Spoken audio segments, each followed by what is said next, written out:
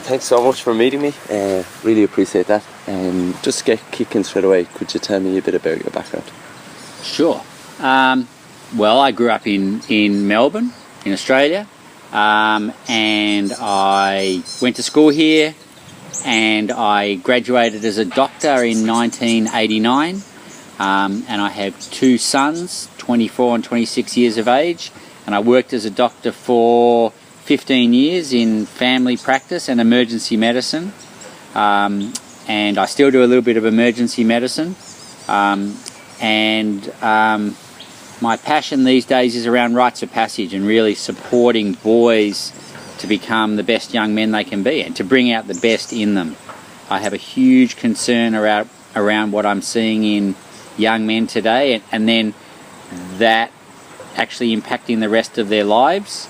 And I'm really interested in, how can we support boys so they become really inspired, positive young men who not only want to do the best they can, in their own lives, but who can contribute back into society. Excellent. That jumped into the next question.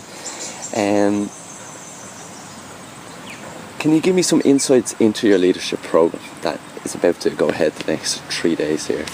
Yeah, we're actually setting up. You can hopefully see in the background here the leadership program stuff getting organised, which is exciting. And so my work is around rites of passage, and whilst I focus a lot of my attention on the particular rite of passage which occurs when a boy becomes a young man, a rite of passage is actually about creating a transformation in a person's life. So we all have these different stages of life that we go through.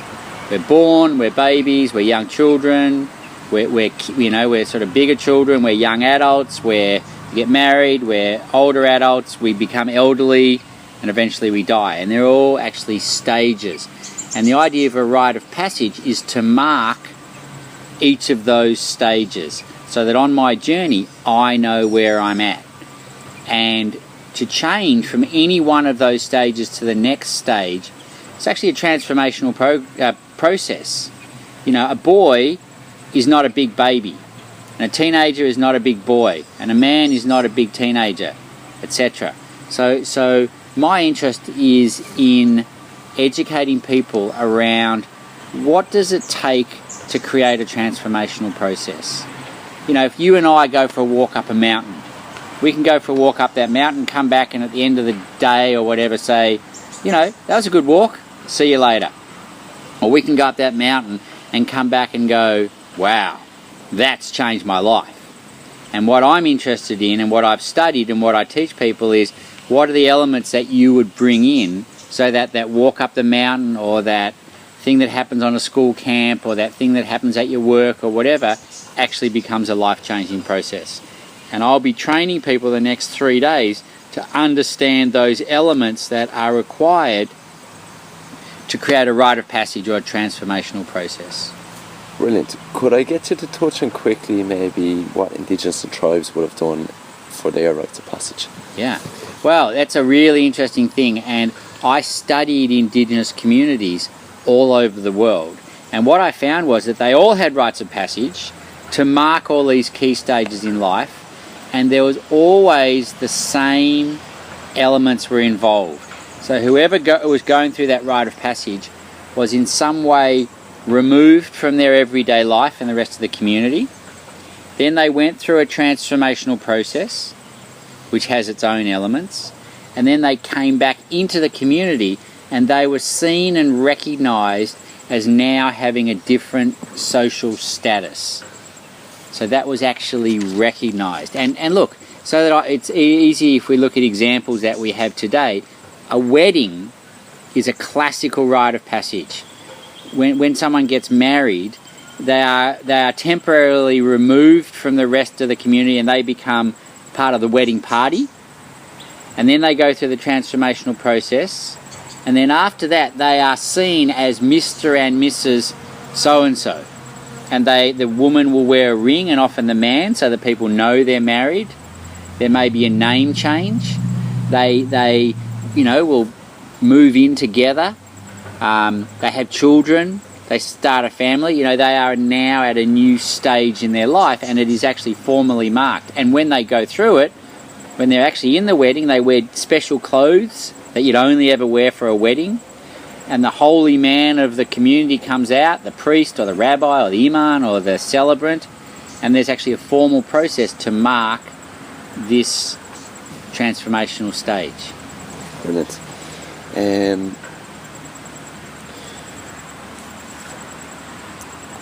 So just to focus in more on that age group of 14 to 18, of that time when it can be particularly difficult, when that rites of passage normally occurs or would have occurred with Indigenous tribes.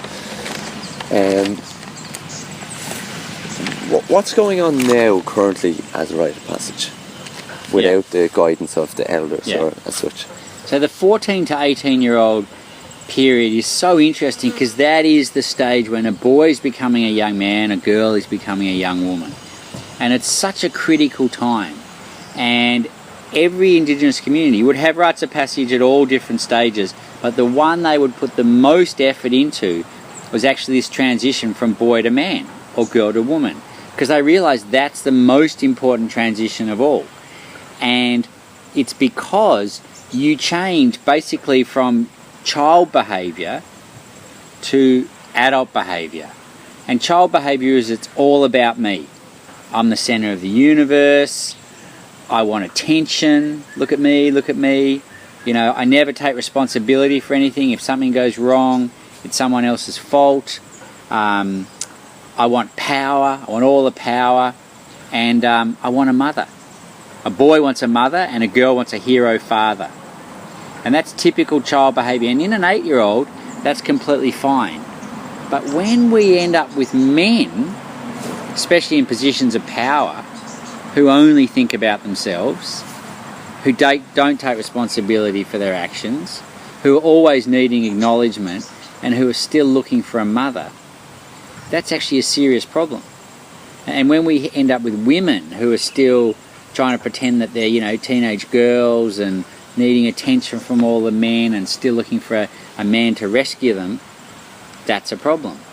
And because we're not creating formal rites of passage for our young teenagers now, they're actually doing it themselves. So a lot of the risk-taking behaviour, the stupid things that you see them doing, might be driving their cars as fast as they can, or the binge drinking, or getting in fights, or joining gangs, or, you know, there are lots of different ways that they do it, but basically they are trying to self-initiate. And that's a big problem, because you're not supposed to do it for yourself or even for your peers. It's supposed to be the responsibility of us as elders to be creating the process for the teenagers that really acknowledges they're becoming young men and young women. And unfortunately, what I saw a lot as a doctor and in my life is that what happens in that stage, in those years, when it's not done properly, it can actually affect young men and women for the rest of their lives. You know, a lot of my medicine, I realised I was treating, especially men, older men who'd been struggling with addictions their whole lives. And then I realised that a lot of their addictions were to cover up self-esteem issues, and a lot of those self-esteem issues started when they were teenagers. Like, it's crazy. I was like, wow, if we could deal with these issues when they were teenagers, then they wouldn't have to do the addiction their whole life, and that would be a very different outcome. And for the man then that has struggled many years with, say, alcohol abuse, what would you suggest then? I don't think it's ever too late to create a rite of passage. And I mean, if we think about what it's supposed to achieve in that transition, there are two key things that I look at. And one is an understanding of the difference between boy and man behaviour. And understanding that as a man, I need to be responsible. I need to, take, when something doesn't go wrong, I need to deal with it. I need to realise I'm part of a community. I'm not the centre of the universe. I need to realise that I'm mortal and I'm going to die one day. And I need to stop looking for a mother and actually have relationships with women. And it's never too late for men to actually look at their own lives and see in what part of their life they're acting like a boy and in what part they're acting like a man. That's a very powerful process. And the other really important thing about a rite of passage is that it aims to really name and acknowledge the individual gifts, the talents, the spirit and the genius of each person. And the belief, my belief, what Indigenous communities believe and what I believe is each one of us is different, and we all have our different talents, we all have our different skills and our genius, and we need all of those in our community to have a diverse community. And what better for someone to be doing than what they actually love doing and what they're best at doing? And I see a lot of men and women who spend 20, 30, 40 years, their whole lives even, doing something that they didn't want to do and they know is not the right thing for them, but someone somewhere along the line told them that's what they should do because that's how they make a lot of money.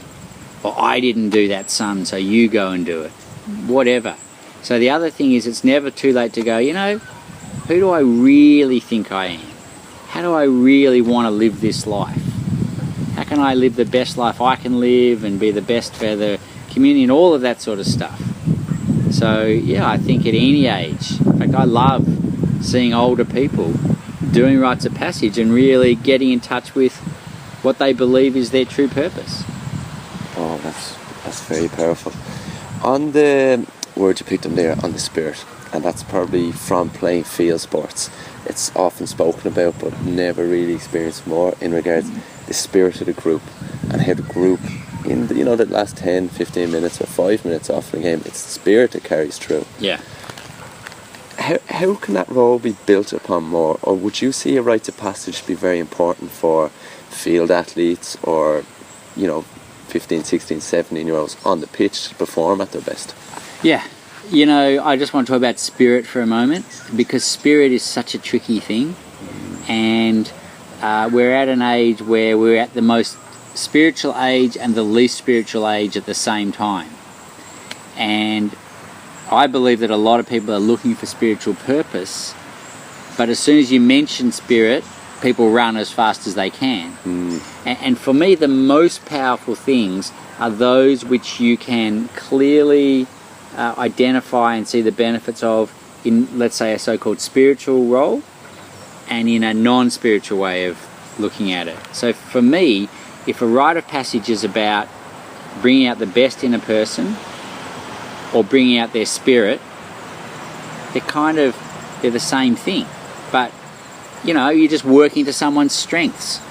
There's no religious or spiritual connotations. We're just working to someone's strengths. Or we're working to their spirit. And, same in a team. You say at the end it's their spirit that brings them through. Another way of saying it could be their camaraderie, their trust, their friendship, their depth of shared purpose. There's lots of different ways that you can describe it. And it's not that one is right and all the others are wrong. But we know something happens. When you're in that place, something is going on that is greater than each of the individuals. Yeah. And that's the most special place to be, I reckon. And whether a rite of passage would be a useful thing in a sporting team, absolutely. Absolutely. You asked me before this interview if I've worked with any sporting teams, and I haven't specifically, but I've been starting to be approached by them. And if you think about a sporting team along the lines that I've talked about, each person has their skills on the field. And if they are really recognised and acknowledged, and we get each person doing what they're best at and being supported by everyone else, you would like to think that would be how the team would do best. Absolutely. And having said that, as a man, if I realise that it's not just about me, it's about the whole team, I'm prepared to do something I wouldn't necessarily choose to do because I know it benefits the whole team. Whereas if I'm just thinking about myself, if you have a team of individuals, we know that doesn't do nearly as well as a team that's really working together. And one is a team made up of children and the other is a team made up of adults working together. Oh, it's a really powerful point. So on the team environment, I've played many different teams: college, Melbourne, Boston, London, Dublin, Waterford, and in each place the mentor had their own role. What role would you see, or what responsibility would a mentor have to these group of individuals, say 16, 17?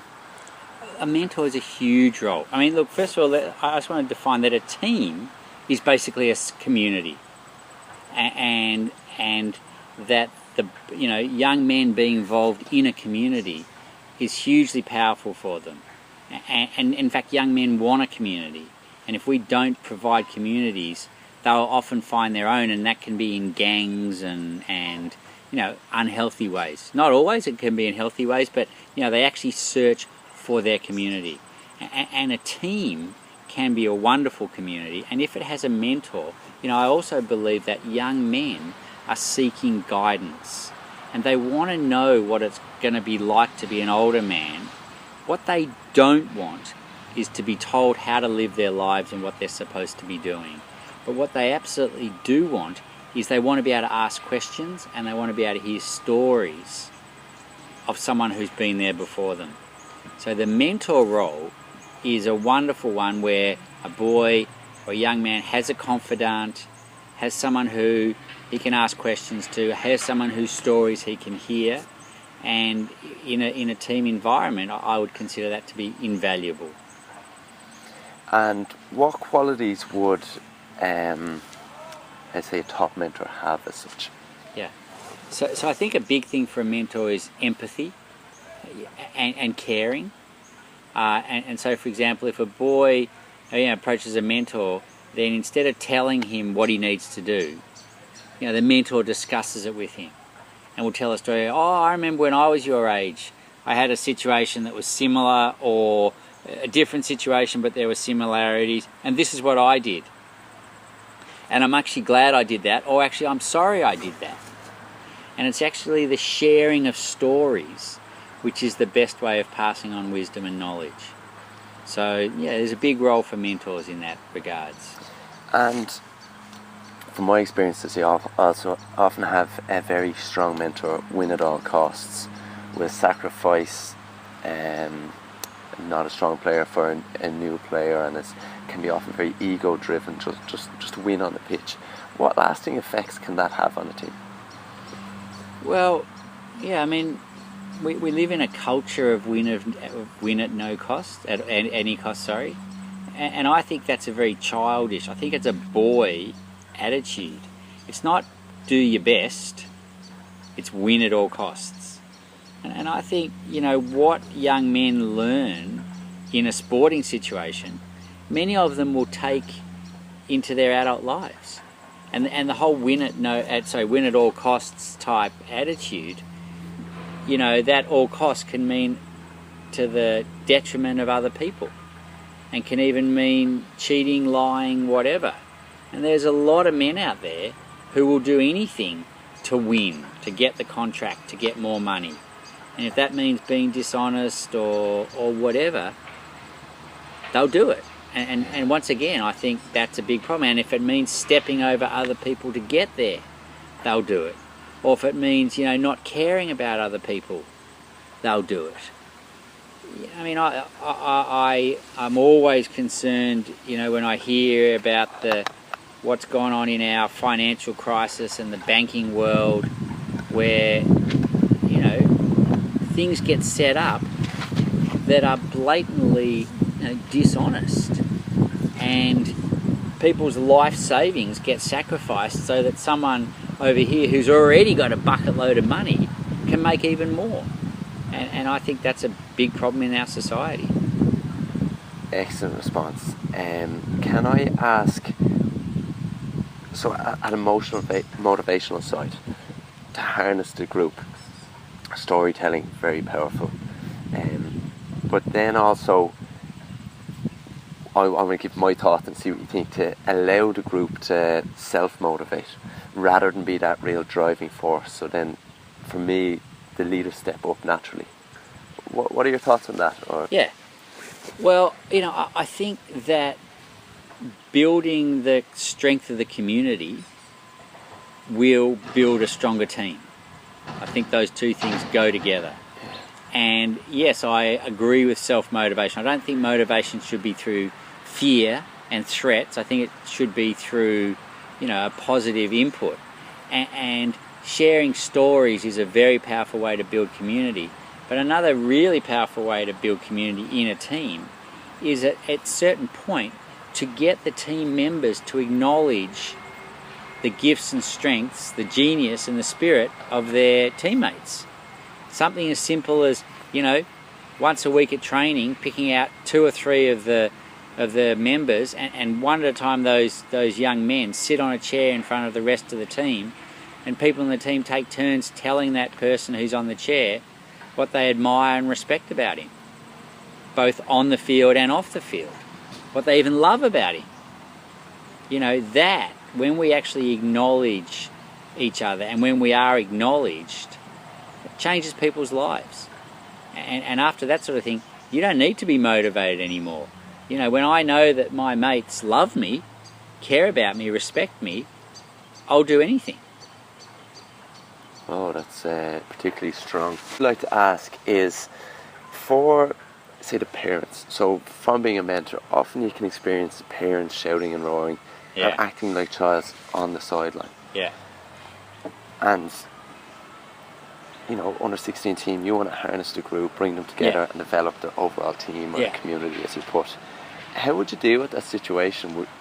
Yeah, parents are tricky because, you can do this tremendous work with the young teens and then they go home and it all gets undone as soon as they walk in the door by their dad. So for me, the big thing is to try and enroll the parents as well and to let them know what you're doing, or even to get them actually there involved when you're doing something. Get the parents in there sharing their stories about when they played sport. Yeah. Get the parents honouring their sons and other boys in the team. Actually bring the parents into the process if possible. Or at the least, inform the parents of what you're doing and how you are intending to deal with the boys. And one of my basic philosophies in my teachings is to never shame a young man. If you shame a young man, telling him he's hopeless, he's useless, he's this, he's that, that actually wounds him. And that he can carry his whole life. I know many men who'll tell me an instance of being shamed and how that's affected them their whole lives. One of the most common is, a young man who tries something new, it doesn't work, and he gets shamed or laughed at, and for the rest of his life he'll never try anything new. Those effects go on. So I always say, if someone does something that's not okay, you have to separate the person from the behaviour. Lorcan, I know you're a great young man, I know you're this and that, but what you did doesn't fit with our culture or isn't the best you could have done. Excuse me, how could we do this better next time? What can we learn from this? In the first instance, if I shame you and tell you you're hopeless and useless, I drive you away from me. In the second, when I say, hey, I think you're better than this and you're great, but what happened is not okay, how are we going to deal with that? When I do it that way, then we actually become closer and I can really support you and you can really learn. Excellent. So I've hit the majority of the questions that blew away there, but I love it when the questions blow away. I feel more comfortable then and not on script as well, which is important. On a health side, on a preventative health side, and from your experience in the hospital industry, could you speak about maybe the influences and what I've observed in modern day is technology being a big role or part in modern day kids' lives? Now I think it's a broad topic, but they're two huge things and I'll answer them separately even though there is a relationship. When you talk about health, I believe when someone knows what they're passionate about and what they want to do and they're motivated, they will naturally be more healthy. You described to me before this interview started how you're doing hurling, you're playing in some high-level competition, so you want to be as healthy as possible, you want to eat as well as possible, you want to train well, all of that sort of stuff. Makes sense. So you're not going to go and do drugs and massive amounts of alcohol every night, and because you've got a vision and a purpose. But for all the kids out there who don't have a vision and a purpose, because they've never found it, no one's ever acknowledged them, those kids, it's like, I've got nothing. There's nothing out there, so why wouldn't I eat crap food and take drugs and drink alcohol? Because when I do those things for a little while, I actually feel good. So I also believe, in older men, the ones who are unhappy at work or in their marriage or whatever, they're going to do unhealthy things to try and compensate. They're going to drink, they're going to take drugs, they're going to eat more, all that sort of stuff. But when someone is really satisfied and motivated about their life, then we want to be healthy and we want to eat well, we want to get enough sleep, we want to have good relationships. So for me, there's a huge link between rites of passage and preventative health. And the other thing you talked about, which is technology. Technology is a huge concern for me. There's been a tsunami of technology in the last 10, 20 years. And it really worries me that the kids are growing up saturated by technology. Nowadays, when you buy a pram to push your baby, it has a cradle for your iPhone or your iPad or whatever. And they ask you what size cradle you want, so that as you're pushing your kid or whenever you stop, you can have the phone there and the kid can be looking at the images on the phone rather than looking around. That is scary. That's completely scary. And they have full access to it. And we also know that the brainwave development is very much influenced by what we actually do. So the more that a particular brainwave route gets used, that's the brainwave pattern that will develop. So if you're, as a kid, really strongly using the brainwave patterns that are created by exposure to technology, then that's what the ones that will develop. And one of the things about technology is it's constant stimulation. And so now we get kids who need constant stimulation. And that robs them of their creativity, that robs them of their ability to actually relate to other people. I gave a talk in Sweden last year with a man who runs digital detox clinics. Not alcohol detox. Digital detox. Yeah. In Sweden last year for a man who runs digital detox clinics for young men. So not alcohol detox, not drug detox, digital, technology. These young men are totally addicted to their computer screens, playing all night video games, and basically, not doing other things.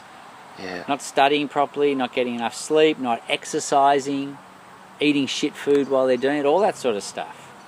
It's a major issue. And we're only just starting to see the impact. And it's a first generational problem.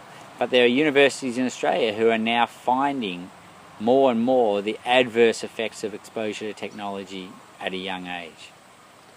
Yeah, that's such a strong topic, and it's an observation when even often you can say with youths and kids, but it's very common for me to be with friends and 3 out of 4 people with their phones out. That for me, airplane mode is a must now to be able to communicate or have real conversations. On that, and not to get too sidetracked on that one, and a big problem with males and relational buildings that I suppose I've experienced or came across is pornography. Yeah. How would you discuss that? Well, first of all, pornography needs to be discussed. It can't be denied or ignored, because every young man from 14, probably 12, has seen pornography. And in fact, anyone who's got a smartphone has seen pornography. And kids are getting smartphones younger and younger now. I think the average age of smartphone ownership is about 12 now. And it goes down by 2 years every year. Okay. So that's how they're learning about sex. And they're believing that that's the way sex should be. And when you look at pornography, it's not a good message that they're being given. And there's lots of evidence coming out that that's the way boys are thinking it should be. And girls are starting to modify their own sexual behaviours because they also think that's the way they're supposed to be. Yeah. And that's a huge problem. And I believe boys have to be having discussions with older men about sex, relationships and pornography. Yeah. And when we run our camps and we create situations where boys and men talk, we have a talk about relationships and sex and pornography. And one of the questions that we actually ask the men towards the end is, you know, what's the difference between having sex and making love? And the boys need to be involved in these conversations, and they need to know that what they see in the porn that they look at is not actually real. Yeah. That's the big thing, to really know that it's not real. And you threw out a great one there, to have conversations. Is there any other activities or techniques that you would suggest for people with detox on digital, or suffering from overuse of pornography, or not being even comfortable to have that conversation? Yeah, I mean, the big thing for me is I want these conversations to start young. I want to be working with boys 13, 14, 15 when they can still, you know, before the big problems arise. Yeah. Once they're 16, 17, 18, 19, you know, we can still work with them, but it's just, you know, it's harder. Yeah. And so, you know, I'm calling on men all over the place to step up, and women, so that we can be doing these sorts of things. For me, it should be routine. It should be normal. Every kid at 13, 14 should be going through a rite of passage. You know, that's why we're setting up this place here at the moment and running these leadership programs, so that we can be training more people, so that more rites of passage can happen in communities all over the world in all sorts of different ways. There's not just one way to do it. Yeah. It's got to be, you know, appropriate for that community, and then it can happen. Brilliant, great answer. Can I ask about self-esteem issues, particularly in men, on what challenges come up in your programs? Yeah, self-esteem is a huge issue for men, and the number one thing that has impact on a young man or a man's self-esteem is his relationship with his father, and whether he feels he's ever been seen and acknowledged by his father. There are other things, but that's a huge one. And so, you know, once again, on our programs, we actually have a ceremony where the fathers, in front of everyone, acknowledge their sons. Recognise them, tell them what they love about them, what they're proud of. Our hope is to actually deal with this while the boys are 13, 14, rather than end up with 40, 50, 60-year-olds who are still addicted to work and power and money because they're trying to satisfy their father, who may have died 20 years earlier. You know, it's full on. If you look at a lot of CEOs in major companies who are driven, you'll actually find a lot of them have major father issues. And yet these are the ones who are in power, and they'll do anything to hold on to that power and get more. So it becomes a sort of a self-perpetuating disaster. Yeah. Wow. And they'll even abandon their own families and spend 60, 80 hours a week at work trying to get recognition from a person who's not even there anymore. So it's never going to happen. Yeah. And then for the female as such, what are the big, you know, body image or self-esteem? What are the big concerns that you see again? Well, again? you're touching on all the topics. You know, body image, self-esteem, huge for women. And if they're functioning as girls, and the only way they'll get self-esteem is if every man notices them and, you know, looks at them a certain way, that's a girl way of behaviour. And as women are getting older and they're not getting that acknowledgement, then they're starting to look at things like plastic surgery and ways to change themselves because they don't feel like they're okay. But that's also because we as men are, you know, saying that unless you look like a young girl, there's something wrong with you. So there's a lot of stuff that's kind of mixed up. Yeah. And that's, once again, why, you know, we need to create this shift so that men, instead of looking for young girls, are actually looking for women they can have real relationships with. And so that, you know, across the board, our self-esteem becomes about actually accepting ourselves rather than needing that acceptance from everywhere else. A very self-love kind of... Yeah, well, that's where it has to start. Of course. If I think there's something wrong with me, and I'm looking for other people to tell me that there's not, and that I'm okay or I'm sexy or whatever, that's not a long-term strategy. Excellent. Okay, where can people find out more? My website is the best place, drarne.com, doctorarne.com, or Dr Arne, arne.com. I run leadership trainings in Australia, I run them overseas. We have father and son camps, we have junior camps for younger kids. I come and speak at lots of schools around the country. So there's lots of things happening.